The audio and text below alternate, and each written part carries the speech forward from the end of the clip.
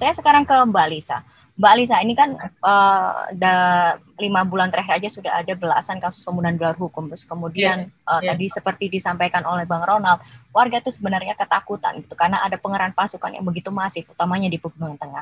Nah, kalau kita flashback di awal-awal reformasi, di mana waktu itu Gus Dur jadi presiden, itu tampaknya kondisi itu berbeda sekali gitu. Dalam masa pemerintahan Gus Dur dulu, pendekatan yang sangat syarat dengan kekerasan ini justru dihindari. Nah, bagaimana menurut Mbak Lisa saat ini tuh, apakah memang ini hasil yang kita tuai karena selama ini pemerintah selalu bersikukuh untuk mengirim pasukan ke Papua?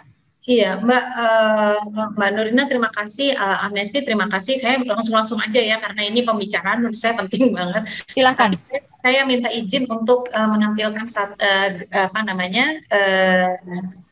pemicu saya untuk bicara ya. Boleh. Boleh minta mau izin. Share screen? Oke, ya, boleh. Silakan host di authorize Mbak Lisa sebagai co-host.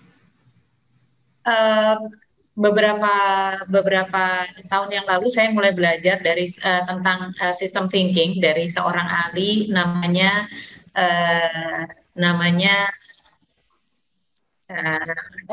saya malah jadi Otto Scharmer. Otto Scharmer. Gak apa-apa Mbak, jam kritis. Guru saya, tapi nah ini saya kasih judulnya Membersamai Papua dengan Cinta Tanpa Syarat. Ini karena penting. Begini, guru saya Otto Scharmer itu sering mengatakan bahwa problem kita, jadi dia ahli sistem thinking dan transformasi sosial. Terus dia mengatakan bahwa barrier kita dalam memproses situasi itu adalah karena kita punya voice of judgment, voice of cynicism, dan voice of fear. Voice of judgment itu kita menghakimi, lalu voice of cynicism itu kita meyakini bahwa orang yang di depan kita ini atau kelompok yang di depan kita ini rendah, tidak bisa diajak bekerja sama, pokoknya kita tidak bisa memahami mereka. Dan yang terakhir voice of fear, suara ketakutan. Kita meyakini bahwa nggak mungkin ada jalan ketemu begitu. Dulu awalnya saya ketika mendengarkan si Profesor Otto Scharmer ini, saya berpikir bahwa ini sesuatu yang sangat personal sebetulnya gitu, personal issues gitu, kok bisa ada dalam sistem thinking begitu ya. Tapi ketika kita melihat situasi Papua saat ini, saya langsung menyadari betul bahwa problem kita adalah karena cara pandang Jakarta ini penuh dengan voice of judgment, voice of cynicism, dan voice of fear. Dan ini menurut saya fundamental sekali, karena ini akan menentukan kacamata apa yang dipakai oleh pemerintah Indonesia dan mengapa mereka kemudian memilih jalan security atau pendekatan keamanan begitu. Nah, si Otto Scharmer ini juga mengatakan bahwa ini kalau dilihat yang di bagian atas tuh Mbak, yang modelnya seperti angka N ya, modelnya seperti angka N itu sebetulnya adalah the economies of destruction. Dia mengatakan bahwa problemnya ada di stuck in one truth atau one view, hanya ada satu cara melihat persoalan, kemudian naik ke level berikutnya, us versus them, dan yang terakhir adalah terperangkap pada maunya sendiri, caranya sendiri. Begitu. Dan kalau kita melihat dari sini prosesnya dari sebelah kiri downloading, pada saat ada situasi misalnya situasi kemarin penembakan Ketua BIN Papua, Kepala BIN Papua misalnya, maka kemudian responsnya seperti apa? Kalau kita stuck in one truth atau one view, maka pandangan kita kemudian akan terjerat pada voice of judgment itu, pada voice of cynicism itu, bahwa persoalannya ada pada orang-orang di Papua, persoalannya ada pada KKB, persoalannya ada pada kelompok-kelompok teror, persoalannya adalah gerakan separatisme, berhenti di sana. Dan akhirnya kemudian yang dipilih itu adalah denying bahwa kita juga menyumbang, desensing kita kemudian tidak bisa merasakan, sensing kita menarik kehadiran kita secara psikologis, deluding, kita mulai berdelusi hanya melihat hal-hal yang kita mau lihat saja, akhirnya kita aborting dan kita destroying. Dan menurut saya ini siklus lingkaran setan yang terus terjadi di Papua saat ini, begitu. Dan karena itu, kalau kita tadi Mbak Nurina nanya tentang pendekatan Gus Dur, saya baru sadar betul bahwa apa yang disampaikan si Otto Scharmer itu ternyata tidak hanya berfungsi pada personal issues, tetapi juga pada level kebangsaan. Ketika voice of judgment dilawan dengan open mind, ketika voice of cynicism dilawan dengan open heart, dan voice of fear dilawan dengan open will. Apa sih yang dilakukan oleh Gus Dur? Yang dilakukan Gus Dur adalah beliau mengundang para tokoh kunci di Papua untuk berdiskusi. Open mind, membuka pikiran, apa kalian, problemnya apa, kalian yang kalian inginkan apa. Gus Dur itu clear sekali ketika Gus Dur mengundang para tokoh ini. Gus Dur menunjuk meja dan mengatakan bahwa kalau meja ini adalah Indonesia, tugas saya memastikan Papua tetap ada di meja ini, tetap menjadi bagian dari Indonesia. Tapi yang lainnya bisa kita bicarakan bersama-sama. Karena itu perlu untuk membuka diri, membuka pikiran terhadap kehendak warga Papua. Selain melepaskan diri dari Indonesia, itu urusan nanti. Kita selesaikan dulu apa yang harusnya menjadi kewajiban kita. Itu ada dimulai dengan open mind, lalu open heart. Mampu tidak kita mencintai Papua tanpa syarat? Kita saja masih betapa seringnya terjadi sikap-sikap yang merendahkan, sikap-sikap yang mendehumanisasi orang-orang Papua, bahkan sekarang dalam kondisi kekerasan, kesalahan terus-menerus dialamatkan kepada orang-orang Papua, dan kita tidak punya hati untuk mengatasi apa yang tadi Bang Ronald sampaikan. Belasan ribu orang kan yang ada di pengungsian dan tidak jelas itu saja yang di pengungsian.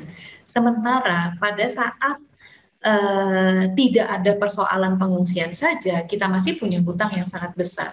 Mampukah kita membuka diri, membuka hati? Dan yang terakhir, apa yang dilakukan Gus Dur adalah menghalau voice of fear, suara ketakutan bahwa mereka akan merdeka, bahwa mereka akan begini, bahwa mereka akan begitu, itu dihapuskan, dan yang dibuka adalah tekad untuk memperbaiki situasi bersama-sama. Itu yang menyebabkan Gus Dur tidak bermodal anggaran, mega anggaran, tidak bermodalkan pendekatan-pendekatan yang sifatnya teknokratik dan infrastruktural, tapi pendekatan yang bertumpu pada martabat kemanusiaan. Dan itu yang ternyata membuat Gus Dur sampai saat ini melekat pada diri masyarakat Papua. Saya ingat banget setelah tragedi Pania, ada tetua-tetua dari Pania yang datang ke gedung Keramat Raya PBNU ingin bertemu dengan pemimpin NU. Lalu kemudian mereka berkunjung ke kantor Gus Dur. Kemudian karena kan ruang kerja Gus Dur kita biarkan sebagai petilasan, lengkap dengan kursi Gus Dur yang lama dan kursi-kursi tamu begitu. Para tetua Papua ini duduk di kursi tamu menghadap kursi kosong yang biasa diduduki Gus Dur. Lalu mereka mengadukan nasibnya, mereka menangis di sana. Mereka menyatakan bagaimana sekarang tanpa Gus Dur itu kondisi perdamaian di Papua benar-benar mundur dan tidak ada kejelasan. Mereka menangis ketika Mas Sastro yang kebetulan ada di sana bertanya kenapa kok menangis ngomong pada kursi kosong. Mereka mengatakan bahwa dalam keyakinan orang Papua, para leluhur itu tidak pernah meninggalkan Papua, dan Gus Dur bagi mereka adalah leluhur mereka. Sampai seperti itu, tanpa uang, tanpa anggaran, tanpa kekuatan senjata. Dan di masa Gus Dur tidak ada satu orang Papua ditangkap dan meninggal, Mbak Nurina. Nah, tetapi Gus Dur kan tidak berangkat dengan pikiran kosong, tidak kemudian berlaku permisif, tidak. Gus Dur berangkat dengan keyakinan bahwa perdamaian tanpa keadilan hanyalah ilusi. Sekarang kita lihat apa yang terjadi di Papua. Papua itu Papua dan Papua Barat penyumbang GDP nomor 56 di Indonesia, kelima dan keenam besar di Indonesia. Biodiversity-nya terbesar di Indonesia, potensi SDA-nya, kekayaannya terbesar di Indonesia.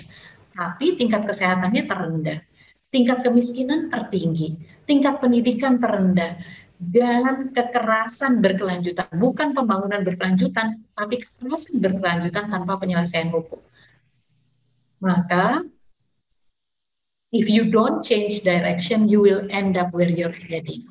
Kalau kita tidak mengubah arah, ya nanti ujungnya kita akan nyasar di tempat di mana sekarang kita mengarah. Dan kita mengarah pada hal-hal yang unfinished ini. Kasus-kasus besar sejak tahun 2000 nyatanya tidak pernah ada penyelesaian yang cukup berarti, yang cukup signifikan. Kesejahteraan penduduk juga sampai sekarang belum selesai. Yang ada pendekatan diluting ya, apa namanya,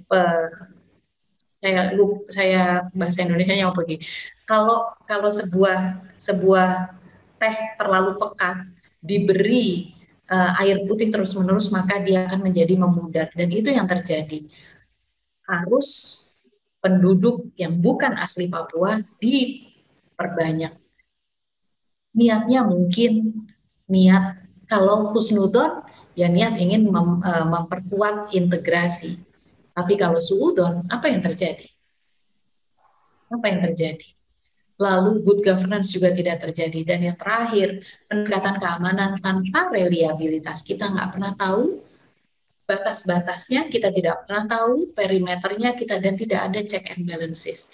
Bagaimana kita kemudian bisa mewujudkan perdamaian ketika keadilan saja menjadi sesuatu yang sifatnya ilusif. Dan saya rasa hanya dengan pendekatan yang fundamental ini, perubahan kacamata atau lensa inilah kita bisa kemudian mengarah ke tujuan yang sebetulnya sejak dulu kita inginkan, yaitu perdamaian yang hakiki di Papua. Papua yang tetap menjadi bagian dari Indonesia. Kalau kita tidak mengubah pendekatan kita, kacamata kita, lensa kita, saya tidak yakin kita akan bisa menyelesaikan persoalan yang ada di Papua. Tidak boleh ada pembedaan kepada setiap warga negara Indonesia berdasarkan agama, bahasa ibu, kebudayaan, serta ideologi. Mampukah kita melakukan itu di Papua? Saya akhiri sampai di sini saja, Mbak Nurina. Apel saya adalah, ayo kita balik kacamata kita, kita ubah kacamata kita ubah secara fundamental pendekatan kita. Tanpa perubahan yang fundamental, tidak akan bisa terwujud perdamaian yang berkelanjutan di Papua.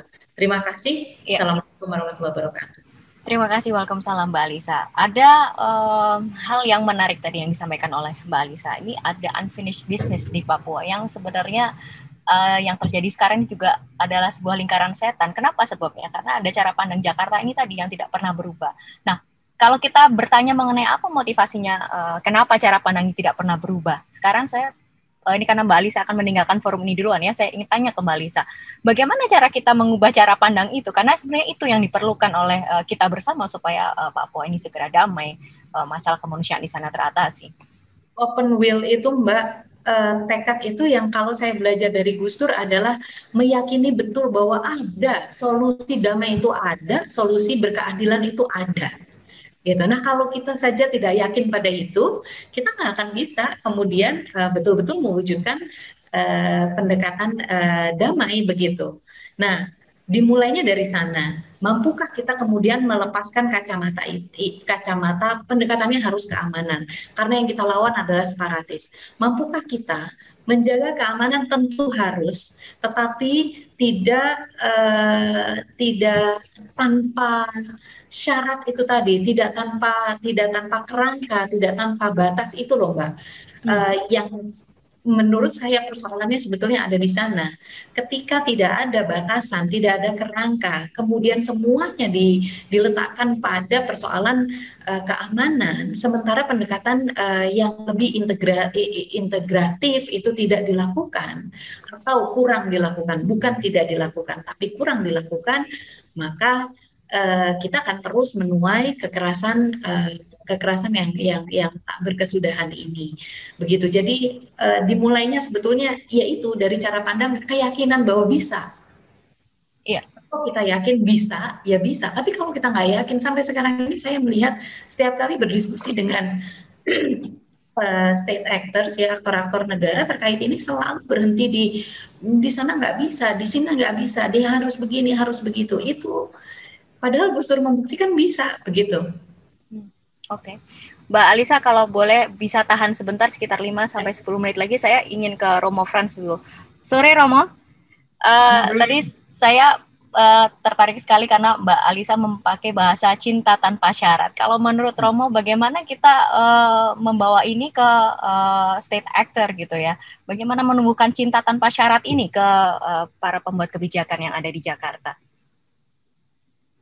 Saya kira di satu pihak, saya selalu menegaskan dua hal itu penting bagi Jakarta.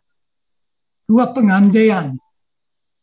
Yang pertama, solusi Papua hanya mungkin di dalam persatuan dengan NKRI.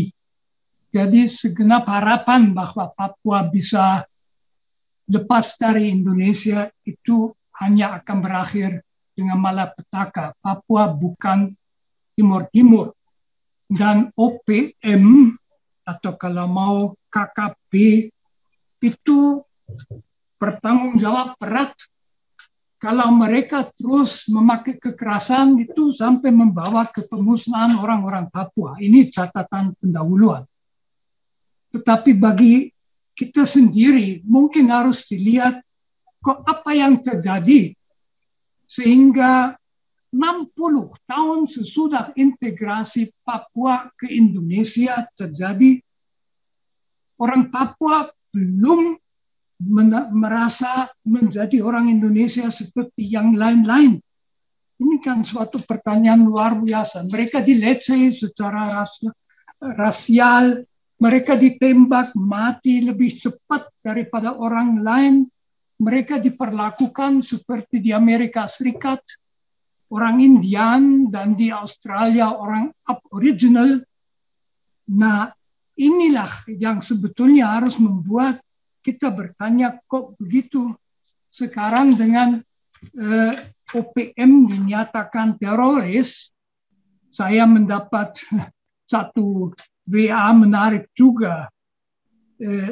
Presiden minta Panglima TNI dan Kapolri sapu bersih KKP di Papua dengan komentar dari Ketua MPR Bapak Bambang Susatyo, tumpas habis dulu urusan hak asasi manusia, kita bicarakan kemudian.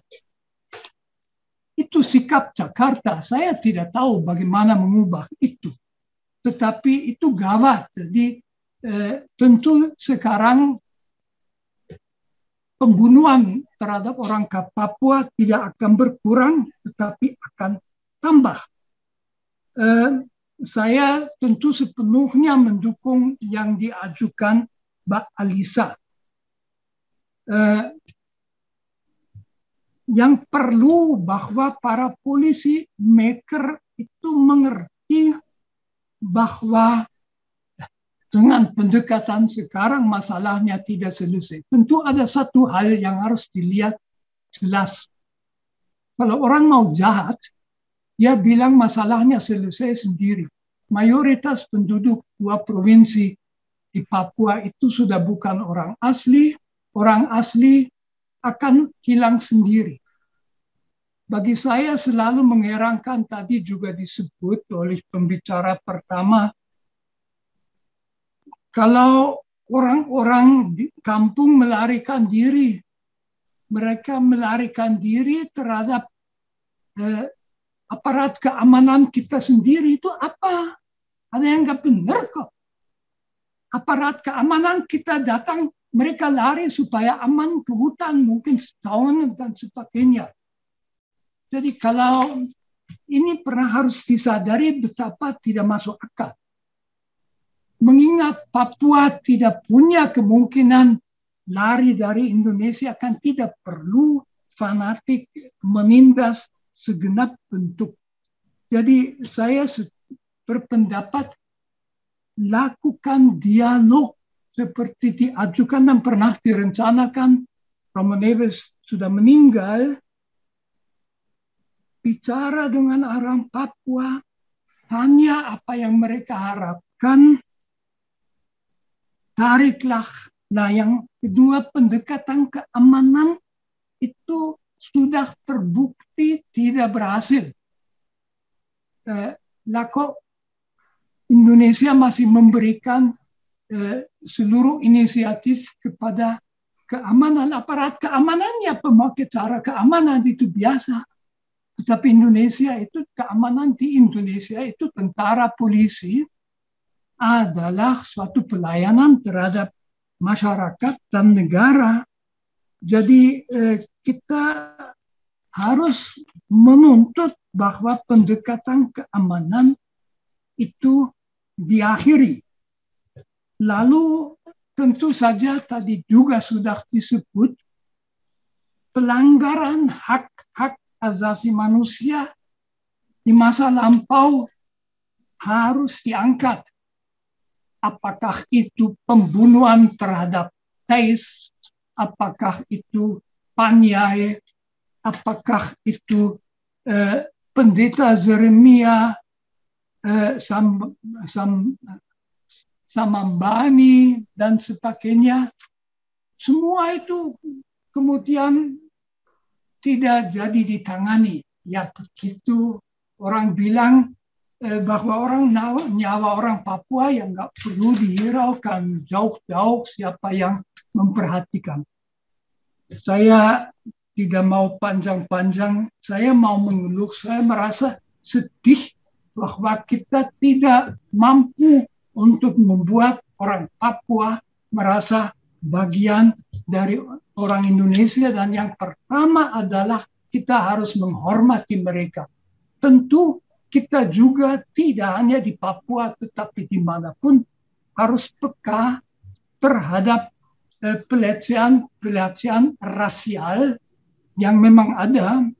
Pelecehan rasial adalah satu kelemahan manusia yang ada di hampir seluruh masyarakat di dunia. Itu bukan sesuatu yang khusus kita, tapi kita harus sadar bahwa itu harus diakhiri. Baik, mungkin Romo. ini saja, Bu. Terima kasih. Iya, baik, terima kasih Romo Franz. Tadi Romo sempat mengatakan bahwa pendekatan keamanan tuh harus diakhiri ya. Ada jalan dialog yang seharusnya bisa dilakukan jika pemerintah mau. Saya kembali ke Mbak Lisa sebentar sebelum Mbak Lisa pergi dari forum ini. Mbak Lisa, tadi ada yang bertanya juga ini di box Q&A kita. Nah, apakah salah satu cara supaya untuk mengubah cara pandang supaya unfinished business ini menjadi finish gitu? Apakah dengan langkah pertama adalah menarik pasukan militer yang ada sekarang saat ini, Mbak Lisa? Kata Mas Simeo. Tentu tidak semuanya harus kemudian betul-betul tanpa ada pasukan keamanan, tetap ada. Tetapi satu harus dimulai dengan satu ya, cara pandangnya itu melihat warga sipil Papua itu sebagai warga sipil Papua, orang Indonesia. Membedakannya dengan KKP. Gini Mbak, kenapa berbeda sekali pendekatan yang dilakukan terhadap kelompok Santoso yang di Poso, yang itu tidak pernah nyasar ke kelompok sipil, masyarakat sipil itu tidak gitu. Tapi kok di Papua ini serba tidak jelas, kemudian ada anak SMA menjadi korban dan lain-lain begitu. Ya, ini kan ada yang berbeda nih berarti gitu, cara pandangnya berbeda. Setiap orang Papua dicurigai. Nah, ini kan harus diubah dulu ya di bagian yang ini. Jadi menurut saya itu satu hal yang penting. Sebelum kemudian secara lebih dengan kalkulasi yang lebih baik, kemudian mengelola pasukan keamanan di sana, dan juga harus disertai dengan kerangka yang jelas, dengan mental setnya bukan mental set berperan begitu terhadap warga Papua, dan juga dengan akuntabilitas dan reliabilitas yang bisa ada check and balances dari warga masyarakat, terutama masyarakat sipil dan teman-teman yang bekerja di ruang demokrasi dan hak asasi manusia. Jadi tidak berarti kemudian sama sekali tidak ada pasukan keamanan. Orang mungkin membutuhkan pemimpin seperti Gus Dur yang memang berani gitu ya, kemudian mengambil posisi tanpa pasukan keamanan gitu. Walaupun waktu itu juga masih ada, tapi sangat sangat sedikit sekali begitu. Begitu Mbak Nurina. Oke, baik. Sebelum saya ke Pendeta Yewango, satu lagi untuk Mbak Alisa terakhir dari kami. Kemudian ada juga yang bertanya, jadi sebenarnya kalau mencermati apa yang terjadi hari ini, sebenarnya siapa sebenarnya pelaku kekerasan itu? Itu ada pertanyaan seperti itu, Mbak. Bagaimana Mbak Alisa berkomentar mengenai hal ini?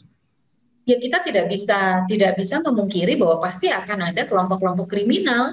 Itu pasti dimanapun ada. Dan ini adalah di Papua sendiri kita harus mengakui banyak orang yang merasa punya alasan loh untuk membenci Indonesia begitu.